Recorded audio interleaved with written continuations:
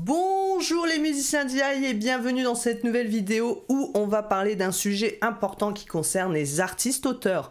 Si vous êtes auteur-compositeur de musique, peut-être adhérent à la SACEM, que vous récupérez des droits d'auteur ou que vous gagnez de l'argent avec des compositions, musique de film, composition pour d'autres personnes, même si vous êtes sous le régime d'intermittence du spectacle, même si vous êtes interprète, que vous faites des concerts, eh bien, vous avez un autre statut, mais vous dépendez aussi du statut artiste-auteur. Et c'est le sujet du jour. Je vais vous expliquer qui est concerné par ce statut exactement, quels sont les revenus qu'il va falloir déclarer auprès des organismes liés comme l'URSSAF ou la sécurité sociale des artistes-auteurs. On va parler des précomptes, on va parler un petit peu de tous ces sujets qui sont souvent un peu obscurs pour les artistes. Et sinon, voilà, moi je vous dis beaucoup d'amour et on continue avec le sujet pour parler des artistes-auteurs. Alors c'est vrai que c'est toujours un peu compliqué dans le milieu artistique, on a plein de statuts différents. Mais en même temps, à côté, c'est pareil, si vous êtes salarié d'une entreprise, vous avez un statut, vous déclarez vos impôts de telle façon, et si vous avez une petite entreprise, vous êtes auto-entrepreneur à côté, vous allez devoir déclarer d'autres choses. Tout est complémentaire, mais ce sont des déclarations toujours annexes, et donc c'est pour ça que c'est important de comprendre dans la musique, en tout cas, comment ça fonctionne, enfin pour les artistes, parce que c'est pas si simple que ça. Alors déjà, qui est concerné par ça? Ça veut dire que si vous êtes intermittent du spectacle. Donc c'est un régime, mais je dis intermittent parce que c'est le terme le plus utilisé. Vous êtes interprète, vous faites de la musique ou vous faites de la compo pour d'autres. Et bien dès que vous faites certaines activités qui sont du coup rattachées à la sécurité sociale ou à l'URSSAF du Limousin au statut d'artiste-auteur, eh bien vous devez déclarer vos revenus aussi là, même si vous déclarez vos autres revenus en tant qu'intermittent, interprète, etc. Donc même si vous êtes intermittent, si vous êtes par exemple à la SACEM et que vous récupérez des droits d'auteur, vous touchez des revenus de la SACEM, eh bien il faudra déclarer ça à l'URSSAF Limousin pour les droits d'auteur. Vous avez donc un régime propre, donc c'est ça qu'il est important de comprendre. Quand vous recevez des revenus artistiques sur ces activités, vous allez cotiser au régime social des artistes-auteurs en réglant vos cotisations et contributions sociales aussi auprès de l'URSSAF. C'est ce que je vous ai mis sur cette petite diapo. C'est qu'avant, concernant la sécurité sociale, vous aviez l'AGSA et la Maison des artistes. Depuis 2022, c'est un seul organisme qui regroupe tout et qui est la sécurité sociale des artistes-auteurs. Pour la déclaration des revenus, depuis 2019, il faut passer par l'URSSAF du Limousin et je vous avoue que c'est pas une mince affaire parce que depuis 2019 c'est toujours un gros bordel, vous trouvez pas mal de témoignages là-dessus. Donc dès que vous êtes affilié au régime social des artistes-auteurs, vous allez bénéficier sous certaines conditions, ça dépend de ce que vous avez cotisé, d'indemnités journalières en cas d'arrêt de travail, prestations familiales, d'aide à l'insertion, retraite, capital d'essai, pension d'invalidité, enfin tout ce qu'on peut avoir dès qu'on cotise à une sécurité sociale. Et même si ce n'est pas votre activité principale, vous ne serez peut-être pas rattaché à la sécurité sociale des artistes-auteurs, mais vous devrez quand même déclarer à l'URSSAF du Limousin les revenus que vous allez toucher, ce qui est un petit peu normal, puisqu'il faut faire la déclaration de revenus. Donc il faudra déclarer les revenus à l'URSSAF du Limousin, mais aussi déclarer vos revenus aux impôts et on va voir comment ça se passe. Et donc en général, c'est toujours vers avril-mai, donc regardez et renseignez-vous bien. Alors qui est concerné par ce statut d'artiste-auteur? Donc je vous ai dit, en gros, ce sont les auteurs-compositeurs. Et en fait, vous êtes un peu comme un entrepreneur. Ça veut dire que vous allez pouvoir facturer pour faire payer vos prestations d'auteur-compositeur. Vous n'êtes pas obligé de faire les factures, vous pouvez faire aussi ce qu'on appelle des notes d'auteur. Alors après, je ne vais pas entrer dans le détail, ça c'est le genre de choses que j'explique beaucoup plus en détail dans les formations. Sachez que vous pouvez jouer dans un groupe et en tant que compositeur être inscrit comme artiste-auteur à côté si vous composez et touchez des revenus pour ces activités. Donc c'est ça qu'il est bien important de comprendre. Donc ce qui fait que si vous avez plusieurs activités musicales en tant qu'interprète, vous aurez un statut. En tant qu'artiste-auteur, vous aurez un autre statut et vous ne déclarez pas vos revenus d'artiste-auteur dans vos activités d'auto-entreprise ou d'intermittent du spectacle. Ça, encore une fois, on voit tous ces différents statuts beaucoup plus en détail dans les formations, dans le module de la structuration. Donc n'hésitez pas si c'est un sujet qui vous intéresse et que vous voulez aller plus en profondeur. Ça, la vidéo que je vous partage aujourd'hui, c'est une vidéo un peu bonus que je propose aux stagiaires de la formation aussi sur la déclaration de revenus pour comprendre aussi qui doit déclarer quoi? Donc dans les statuts d'artiste-auteur, sur le site, hein, si vous allez, de Sécurité sociale artiste-auteur, on retrouve quoi? On retrouve la branche des arts graphiques et plastiques, donc tout ce qui relève de la peinture, dessin, illustration, sculpture, scénographie, tapisserie, etc. Donc création graphique aussi, pour ceux qui font de la création graphique. Donc ici, je ne vais pas rentrer dans le détail, parce que ici, c'est pas vous qui êtes concerné en tant que musicien, sauf si vous n'êtes pas musicien et que vous regardez cette vidéo, vous êtes bien sûr les bienvenus. Mais ici, je vais plutôt m'adresser aux musiciens. On a aussi tout ce qui concerne les écrivains et les illustrateurs de livres, les auteurs de livres, de brochures, traductions, adaptations, œuvres dramatiques, mise en scène d'ouvrages, auteurs d'œuvres enregistrées sur un support matériel, collaboration avec la presse. Ensuite, on a aussi la branche des auteurs d'œuvres photographiques, ceux qui font de la photo, hein, ils sont considérés comme des artistes-auteurs. On a la branche des auteurs-compositeurs de musique. Bon, c'est dommage, c'est un petit peu coupé le bas, mais bon, c'est pas bien grave. Donc ici, on a les auteurs de compositions musicales avec ou sans paroles, compositeurs, paroliers, librettistes. Alors pour ceux qui utilisent les termes anglophones, les termes à la mode, hein, quand on dit compositeur parolier, par exemple, un beatmaker est aussi un compositeur. Un top liner peut être considéré comme un compositeur, etc. Et les auteurs d'œuvres chorégraphiques, bon là, on est moins concernés. Donc nous, ce qui nous intéresse, c'est vraiment cette branche des auteurs-compositeurs ici de musique, avec les activités relevant ici de la composition musicale avec ou sans parole. Donc, vous avez plusieurs activités qui sont exclues. Alors, j'ai un petit peu passé vite. D'accord. Donc, il y a des activités qui sont exclues. Donc, on va voir ce qui est inclus dans les activités, ce qui est exclu.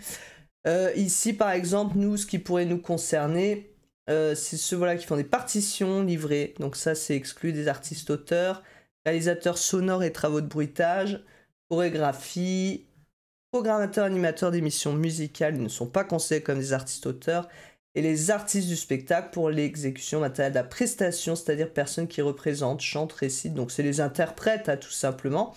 Donc les interprètes, ici, ils mettent arrangeurs, orchestrateurs, artistes, interprètes, musiciens, ils reçoivent des salaires, et donc ils ne dépendent pas du statut d'artiste-auteur. Même s'ils disent que les artistes-interprètes peuvent bénéficier de royalties et de droits voisins au titre de la reproduction de leur interprétation qui ne relève pas du régime social des artistes-auteurs. C'est par rapport aux droits d'auteur.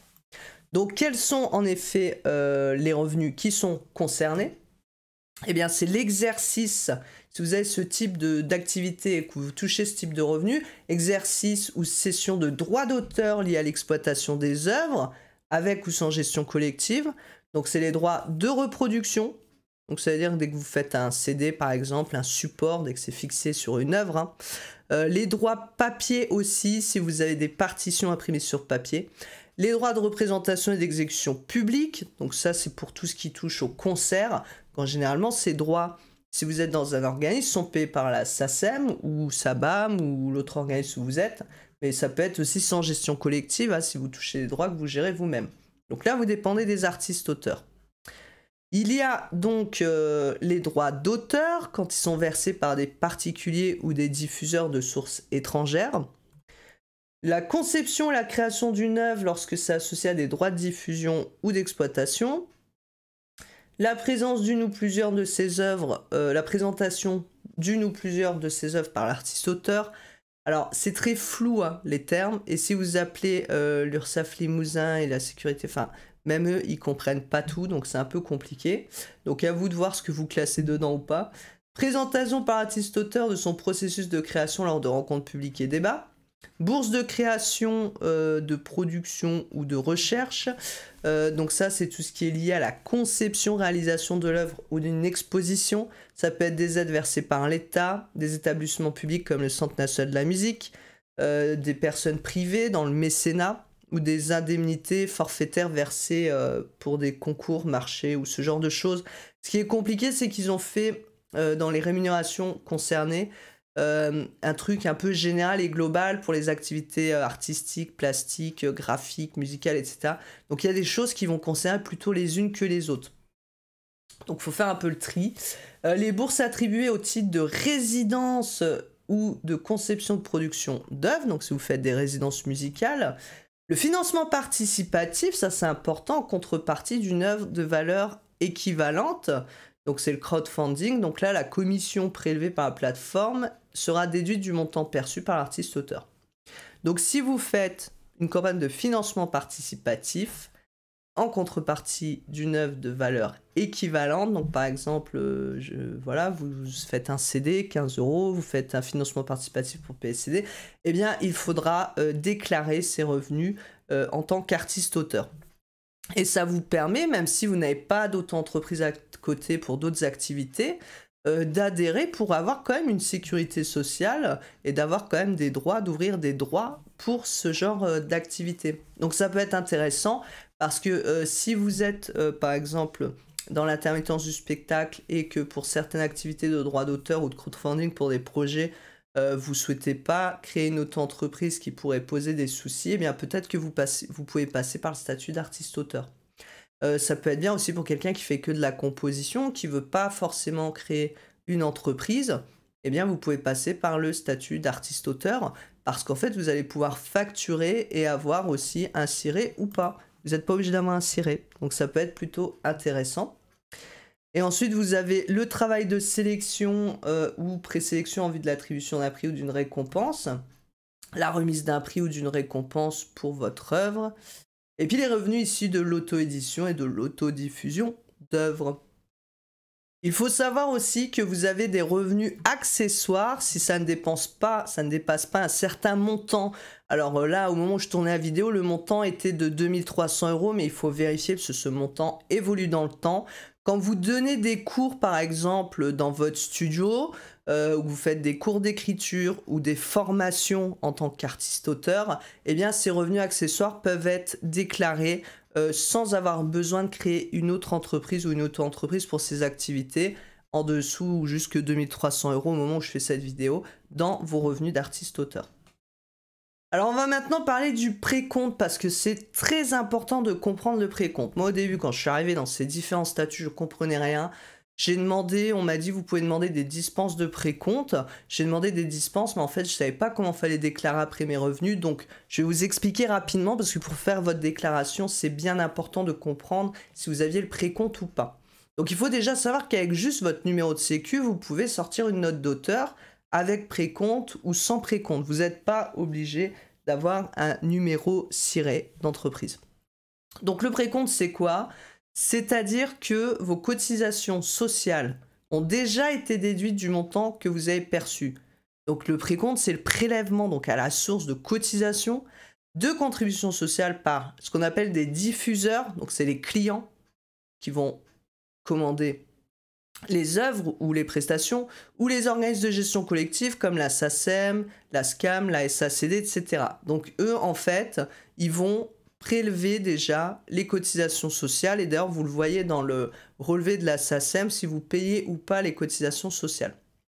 Donc si vous utilisez le précompte, ce sera prélevé directement. Si vous ne faites pas le précompte, ce sera à vous de payer vos cotisations. Donc attention parce qu'il y a des petits mecs qui se disent oui mais la SACEM me prélève des cotisations, je veux pas, ça m'enlève trop de droits, sauf qu'il faudra quand même que vous les payiez. Donc vous voyez ce qui est le plus intéressant pour vous. Donc il faut savoir que l'URSSAF collecte donc vos cotisations pour tout ce qui est social et les cotisations contributions sociales. Vous travaillez par exemple avec une structure en tant qu'artiste-auteur. Si l'URSSAF va contrôler en fait ce qui a été fait, les deux organismes, vous et la structure, ils vont poser la question qui a payé l'URSSAF sur cette note d'auteur. Eh bien, il va falloir dire voilà qui a payé quoi. Donc si vous êtes en précompte, comme je vous l'ai dit, ça veut dire que en fait c'est l'organisme ou la structure qui va payer vos cotisations sociales. Donc généralement, c'est ce qui se passe lorsque l'artiste-auteur n'exerce pas une activité principale en tant qu'artiste-auteur, parce que ça facilite les choses et c'est payé directement. Donc la structure vous embauche, je mets embauche entre guillemets, parce que en artiste auteur, c'est une sorte de contrat et de facture, vous n'êtes pas salarié de la structure, mais en gros, c'est elle quand même qui va payer vos cotisations URSSAF. Ensuite, la structure va recevoir un justificatif de l'URSSAF qu'elle doit vous remettre, parce que si l'URSSAF vous contrôle, vous devez avoir une preuve que ça a été précompté. Et ensuite, pour la déclaration URSSAF et impôts, il faudra déclarer en traitement et salaire, comme vos revenus en fait, lorsque vous déclarez aux impôts, si vous êtes salarié ou autre, vous déclarez en traitement et salaire. Donc c'est l'organisateur ici en précompte qui va gérer, qui vous embauche, qui va tout gérer. C'est lui qui s'inscrit sur URSSAF du Limousin, qui reçoit l'attestation de déclaration sociale, il a bien payé vos cotisations, et ensuite vous avez juste à vérifier que c'est bien payé. Le problème, c'est que toutes les structures ne veulent pas utiliser le précompte, parce qu'ils ne veulent pas gérer toutes ces procédures. C'est comme si vous embauchez et ils doivent tout gérer, donc ça, vous savez que ce n'est pas une solution qu'ils apprécient. Et si par exemple vous touchez que des droits d'auteur de la SACEM, le précompte c'est quand même plutôt pratique, comme ça vous embêtez pas, vous avez juste à vérifier la déclaration ensuite, comme les impôts, ce qui a été indiqué par l'organisme. Donc sans le précompte, ou ce qu'on appelle aussi la dispense de précompte, quand on est dispensé de précompte, ça veut dire que c'est vous, l'artiste-auteur, qui gérez et payez vos cotisations un peu comme un auto-entrepreneur. La seule différence avec le précompte, c'est que là, vous devez avoir un numéro ciré pour pouvoir être dispensé de précompte. Parce que c'est vous qui allez devoir déclarer, en tant qu'entrepreneur, vos revenus. Et vous devez envoyer cette dispense de précompte aux structures, parce que, eh bien, s'ils ont un contrôle URSSAF, ils doivent montrer que vous payez bien vos cotisations pour qu'eux aussi se protègent si vous ne le faites pas. Donc ça, c'est important de le savoir. Et pour information, si vous travaillez avec une structure étrangère, elle ne peut pas, elle, précompter directement à l'URSSAF, donc il faudra faire sans précompte. Si vous travaillez avec des structures étrangères, il faudra aussi un numéro ciré. Et pensez à la dispense de précompte pour ces organismes. Et donc la déclaration URSSAF et aux impôts, vous serez en bénéfices non commerciaux, donc ce qu'on appelle le BNC. Ça veut dire que c'est vous qui déclarez directement à l'URSSAF vos différents revenus pour payer vos cotisations. Alors comment ça se passe sur ces différents sites? Vous avez deux sites, vous avez un site secuartisteauteur.fr pour tout ce qui est sécurité sociale, où il vous explique, voilà, si vous avez des questions sur le statut d'artiste-auteur et sur vos différents droits. Donc n'hésitez pas à aller consulter le site, il y a pas mal de documentation. Et ensuite, il vous propose aussi donc, des agendas. Alors ça, c'est aussi sur la page de l'URSSAF artiste-auteur, où vous avez régulièrement des petits webinaires sur le début d'activité, les démarches, comment déclarer ses revenus, etc. Donc c'est plutôt pas mal. N'hésitez pas à aller voir ça. Et puis donc le site que donc, je vous disais juste avant, artisteauteurURSSAF.fr, donc qui est le site où vous allez pouvoir vous connecter en tant qu'artiste-auteur. Ici, bon, c'est voilà, on dit qu'on est artiste-auteur. Et vous allez vous connecter, créer un compte avec votre numéro sécurité sociale, etc.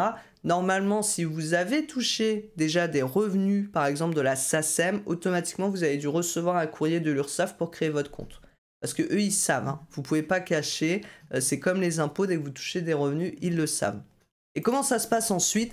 Eh bien, vous allez pouvoir déclarer vos revenus sur le site de l'URSSAF comme sur le site des impôts. Il faudra de toute façon déclarer vos revenus aussi que vous avez déclaré ici, mais vous devez déclarer à l'URSSAF, comme si vous êtes auto-entrepreneur, c'est l'URSSAF général, on va dire, et ou entrepreneur.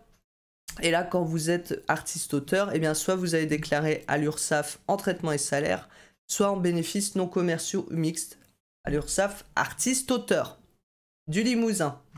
Donc, il vous explique ici que chaque année, vous devez déclarer les revenus artistiques et de l'année passée auprès de l'URSSAF, donc comme pour les impôts en fait. Hein. Cette déclaration, dite également déclaration sociale, est indispensable puisqu'elle sert de base de calcul pour l'assiette sociale permettant d'ouvrir des droits sociaux. Donc ce que vous devez faire en tant qu'artiste-auteur, si vous déclarez les revenus, donc que vous êtes en dispense de précompte, En bénéfices non commerciaux, vous devez donc saisir votre déclaration et ils vous disent qu'avant de commencer votre déclaration, préparez les documents, facture, numéro ciré, avis sirène, etc. au cas où si on vous les demande. Et puis préparez aussi vos documents de dispense de précompte quand même des différents organismes qui ont été déclarés pour pouvoir contrôler et vérifier les revenus. Donc il faut vous rendre sur l'espace personnel sur artiste-auteur ursaf.fr. On verra que pour les traitements et salaires, c'est exactement la même chose. Il n'y a que quelques petites choses qui changent. Vous avez un guide pour vous aider sur leur site s'il y a besoin. Vous allez donc déclarer. Donc là, au moment où je tourne la vidéo, c'est la déclaration de revenus 2022 qu'on fait en 2023.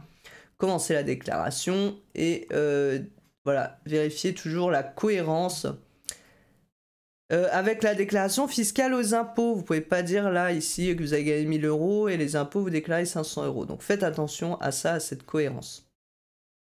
Ensuite, vous allez arriver sur une petite page où on va vous demander les revenus artistiques. Donc, est-ce que vous avez perçu des revenus artistiques? Donc, attention, ce sont les revenus qui concernent l'activité d'artiste-auteur. Vous allez déclarer des revenus fiscalement. Cochez les deux cas si vous déclarez des revenus en traitement et salaire et d'autres en BNC. Si vous êtes qu'en BNC, vous cochez BNC. Vous avez fait de la précompte. Si vous avez aussi des traitements et salaires, eh bien vous cochez aussi traitement et salaire. Vérifiez le numéro ciré, précisez si vous déclarez en micro BNC ou régime réel. Donc là, c'est si vous êtes en bénéfices non commerciaux et si vous êtes en déficit. Suivant, on va vous demander ensuite d'ajouter les revenus. Par exemple, si vous avez des revenus mixtes et donc de vérifier si ces revenus sont déjà écrits dans votre déclaration. Donc par exemple ici un diffuseur de 1000 €, rémunération brute de 1000 €, parce que vous pouvez aussi être diffuseur. Hein. Donc vous devez en tant que diffuseur précompter aussi les cotisations. Et ici par exemple Festival de la BD, participation à des rencontres publiques et débats, vous avez gagné 1000 €, donc là, tac, vous déclarez en vente, droit d'auteur, activité accessoire. Vente à des particuliers, rétrocession. Donc je rentre pas ici dans tous les détails de ce qui est, parce que vous trouverez toutes les informations sur le site, c'est plutôt bien fait. Si vous avez vendu à des particuliers ou honoraires perçus, donc vous allez les indiquer dans cette partie. Ensuite, votre activité artistique, il vous demande de parler de votre implication en indiquant si vous avez participé à des expositions, salons, manifestations. Ces informations seront transmises à l'AGSA MDA. Alors vous allez me dire, mais l'AGSA, Maison des Artistes, tout à l'heure, tu nous as dit que c'était la sécurité sociale, ça a été mis ensemble. Eh bien oui, ça a été mis ensemble, mais il continue à parler de l'AGSA et de la MDA. C'est un petit peu comme, vous savez, avec la Spedidam, la DAMI, qui sont censés se souder ensemble. D'ailleurs, il y a un organisme qui s'est créé, mais il ne fait toujours rien, cet organisme. On parle toujours de la DAMI, de la Spedidam. Bon. Donc ici, vous décrivez vos activités artistiques et il vous met, attention, la description est importante dans le cadre des missions de contrôle du champ d'activité réalisées par la sécurité sociale des artistes-auteurs, ex-AGSA MDA. Donc mettez vos petites activités. Ensuite, vous allez avoir des options. Alors ça, c'est intéressant quand même à savoir. Ça veut dire qu'il va vous mettre le total des revenus déclarés pour l'année. Et il vous dit que vos revenus sont inférieurs à 600 SMIC horaires, soit 6342 €. Eh bien, il vous demande si vous voulez cotiser sur une assiette forfaitaire de 600 SMIC horaires pour bénéficier d'indemnités journalières en cas d'arrêt maladie, maternité, etc. Donc, si vous mettez oui, en fait, ce qu'il vous explique, c'est que, voilà, pour en effet bénéficier des droits aux indemnités maladie, maternité, paternité, invalidité, valider les 4 trimestres de retraite, il faut que vos revenus artistiques atteignent cette somme de 6342 € par an. Si ce n'est pas le cas, vous pouvez choisir, si vous n'avez pas d'autres activités principales à côté, que vous ne cotisez pas ailleurs, hein, vous pouvez surcotiser, donc payer des cotisations en plus pour valider l'ensemble des droits à la retraite et indemnités journalières. Donc vous pouvez mettre oui. Alors je ne sais pas le montant exact, il faudrait vérifier sur le site. Mais en tout cas, c'est plutôt bien parce que ça vous permet, si c'est votre seule activité d'auteur-compositeur, eh bien de surcotiser pour quand même avoir des droits sociaux. Et il vous demande si vous avez une activité salariée en plus de l'activité. Si vous êtes en intermittence du spectacle, ben vous mettrez oui. Donc ensuite, il va vous faire un petit récap de votre déclaration avec les revenus déclarés. Donc vérifiez que tout ça est OK. Et quand c'est OK, vous avez juste à valider votre déclaration. Voilà, il n'y a rien de plus compliqué à faire.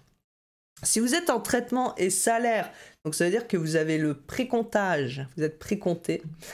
Vous devez aussi déclarer les revenus artistiques, hein, donc ça c'est la même chose. En tant qu'artiste-auteur déclarant les revenus exclusivement en traitement et salaire, votre déclaration est pré-renseignée grâce aux données communiquées par les financeurs. Donc vous avez juste à modifier comme pour les déclarations d'impôts quand vous êtes salarié, avec ce que les employeurs ont déjà déclaré. Bah, ici ça va être pareil. Donc il vous demande de préparer les certifications de précompte fournies par les diffuseurs pour vérifier les informations déclarées et compléter les activités dont ils n'auraient pas la connaissance. C'est comme pour les impôts. Donc ici, il vous demande si vous avez reçu des revenus artistiques. Vous avez déclaré ces revenus fiscalement. Donc vous mettez traitement et salaire. Ensuite, il vous met de préparer vos certifications de précompte fournies par les diffuseurs pour vérifier. Encore une fois, si vous avez les deux, ben vous cochez les deux. Et voilà. Là, ici, on est dans le cas de traitement et salaire précompte. Il met, voilà, valider ou modifier. Les revenus sont issus des déclarations des diffuseurs, mais vous pouvez bien sûr, donc c'est le montant brut hors taxe, attention, à compter pas le TTC. On va vérifier ici, donc on a par exemple droit d'auteur, donc c'est un éditeur qui m'a remis 5000 €. Ici, salon du livre par exemple, donc quelqu'un qui fait un salon du livre, participation, rencontre et débat. Donc tout à l'heure, on voit qu'on avait aussi participation, rencontre et débat, où on était payé en BNC. Donc c'était qu'on était en dispense de précompte pour cette activité. Ici, on est en précompte. Donc normalement, les revenus, même SACEM ou autres, seront prédéclarés. Il y aura juste à vérifier ces différentes informations. Mais comme vous voyez, il y a rien de bien compliqué. Ça fait toujours un peu peur les déclarations. Vérifiez juste que vous dépendez pour certaines activités aux revenus du statut artiste-auteur. Pensez à déclarer en plus donc à l'URSSAF du Limousin de bien déclarer les revenus que vous avez eus. Faites attention si vous êtes précompté ou en dispense de précompte. Et ensuite, vous faites votre déclaration ici à l'URSSAF. Ça permettra aussi que la sécurité sociale des artistes-auteurs reçoive l'information. Et n'oubliez pas, au niveau des impôts, de déclarer aussi dans les bonnes cases si vous êtes en traitement et salaire ou BNC. En tout cas, n'hésitez pas si vous voulez avoir plus d'informations. Vous retrouverez ici, sur guildsrecords.com, vous avez un blog avec plein d'infos offertes. Je publie aussi beaucoup sur Instagram, des vidéos sur YouTube où vous êtes. N'hésitez pas à vous abonner pour continuer à suivre la chaîne et à soutenir mon travail. Sur le site, vous trouverez aussi sur Guilds Records des formations justement avec des modules sur la structuration, le booking, comment générer des revenus avec sa musique, comment développer son audience, sa fanbase, enfin beaucoup de choses. N'hésitez pas à aller faire un tour, les concerts en live stream. Il y a aussi les livres avec l'essentiel des droits des musiciens, la communication digitale et les réseaux sociaux, et puis aussi des coachings si je peux vous accompagner dans vos projets musicaux. En tout cas, j'espère que cette vidéo vous sera utile, vous aura appris des choses et vous permettra d'y voir plus clair. Et je vous dis à bientôt, chers musiciens DIY.